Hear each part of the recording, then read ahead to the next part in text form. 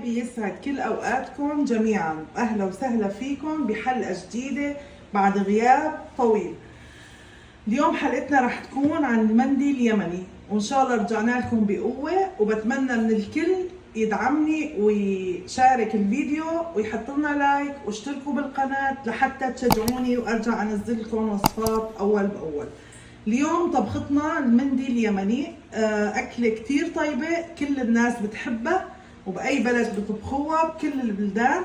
هلا هون رح نبدأ بالمقادير معكم على السريع، ما رح نطول عليكم الفيديو.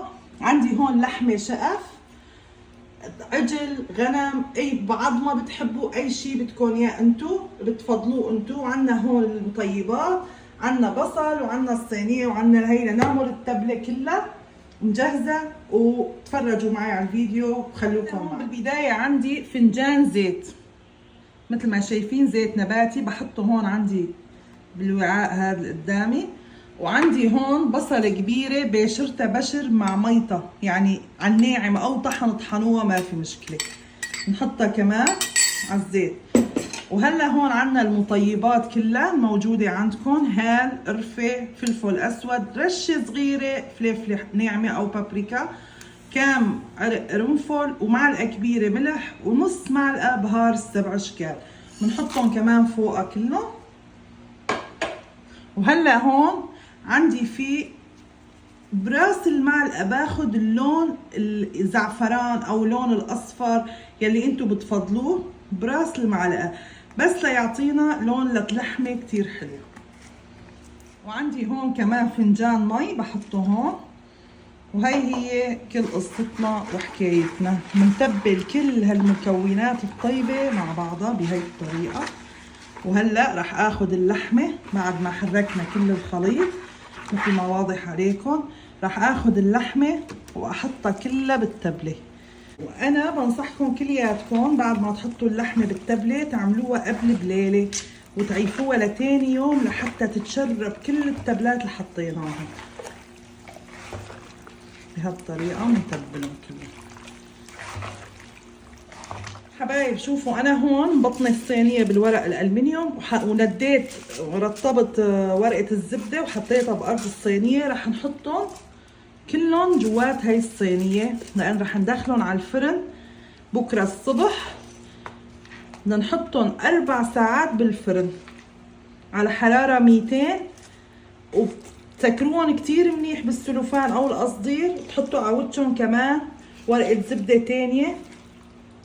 شوفوا حبايب، بعد هلا خلصت تبلتها وصفيتها بالصينية مثل ما ملاحظين، تشيل ريحة بتشهي ما لا اوصف لكم اياها. هلا هون انا نديت كمان ورقه زبده عندي، لاني اذا نحطها على هذا القصدير. هلا انا بعد ما لاحظوا معي شلون هيك بدخلها، ما بدي تتنفس طاوي الهواء لاني رح نحبسها بالفرن 4 ساعات لحتى تنزل اللحمه نيفه. ورجعت عم بحكمها كتير منيح بالقصدير. اذا بدكم يطلع معكم مندي اليمني على اصوله كاني جايبينه جاهز، تبعوا خطواتي كلها ورح تدعوا لي. وهلا هيك رح اتركها ليله كامله بالبراد، وبكره ان شاء الله من الصبح اذا الله راد رح احطها بالفرن والا روحي استوي واطبخ لكم الرز. تابعوا خطواتي وخليكم معي. انا هون بلشت هلا بطبخ الرز. نقعت الرز عندي 5 كاسات رز نقعتهم، انتم الكميه اللي بتفضلوها نقعوا على قدكم. انا عندي طلبيه يعني عم بعمل هذا كميه كبيره. نقعت الرز قبل ما ابلش اطبخه بربع ساعه بمي سخنه، رز بسمتي عم بستعمل. طيب انا هون هلا حضرت طنجره بعد ما حطيت اللحمه بالفرن، صار اللحمه عندي عم تستوي 2.5 ساعة. هون حطينا طنجره، حطينا معلقه من هي سمنه، سمن عربي بقري نباتي ايش ما عندكم، مع فنجان زيت راح احط لان كميه الرز انا عندي كبيره. وهلا بعد ما حطيت هدول عندي هون مطيبات راح احطهم اقليهم، فلفل وقرنفل وقرفه وحبهان، راح اقليهم معهم حتى تطلع نكهه البهارات كلها عندي بالرز. مع ذلك كمان عندي بصله مبشوره، بصله حجمها منيح راح احطها كمان. مثل ما انتم شايفين واضح عليكم. بس شموا الروايح الطيبة. يا سلام على المندي يا مي. هلا عندي هون ربع معلقة بهار السبع اشكال كمان. واخر شي عنا الملح حسب الرغبة، حسب رغبتكم حطوا ملح. هلا انا بدوق المي تبع الرز وبعدل الملح. بنخليهم يتقلوا على شي دقيقتين 3 لناخد نكهة. شايفين عندي انا هلا هيك حاجتها، بس بدي تدبل البصلة وتطلع روايح البهارات. راح احط الرز كمان دقيقتين مع السمنة والبصل والهي، وبنحط غمره مي.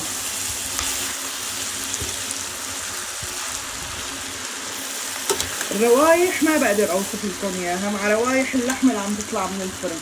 هلا بغمر الرز كله مي مغلية مثل ما انتم شايفين.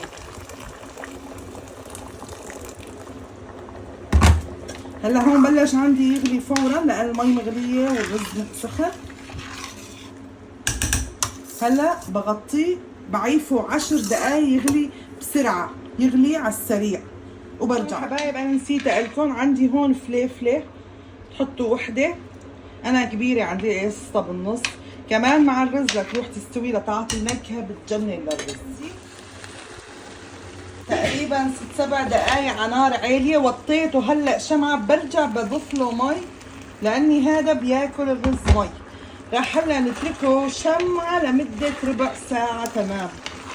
طبختنا صارت على النار واطية وجاهزة. رح نعمل الدقوس. الدقوس جنب المندي بجنن.